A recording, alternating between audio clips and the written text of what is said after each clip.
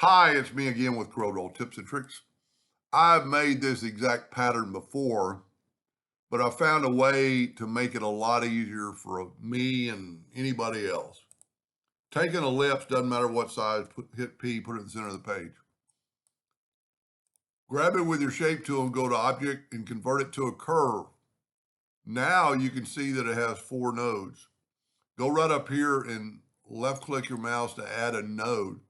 And that gives you some reference points. You don't have to do this way, but if you do, you can go from the node to the node, and we got 5.63.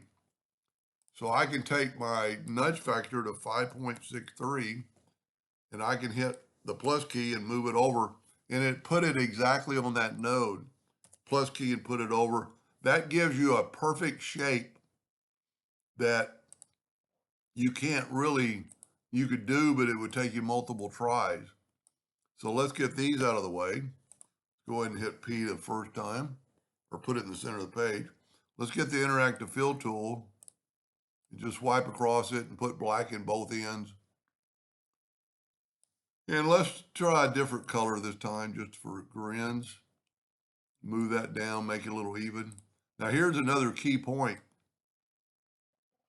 Hit the plus key and rotate it 90 degrees, and then nudge it over that same distance, and it's perfect.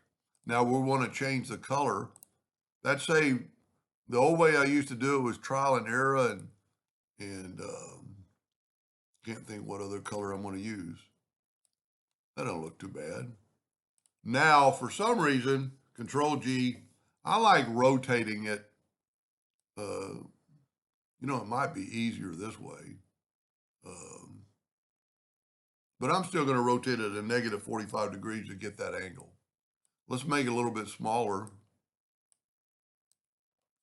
And if you hit it the first time when you Control D, it'll work a lot better. But if you take that node and connect it to that node, and then you can Control D, Control D, Control D, as many as you want.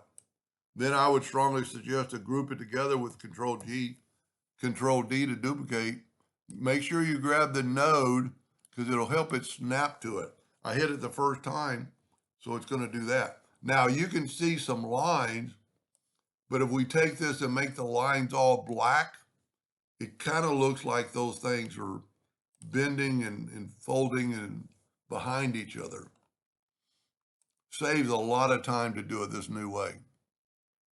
I mean, looking at it really close on my monitor, it almost looks like it's 3-dimensional. Hope that helped a little bit. Thank you for watching.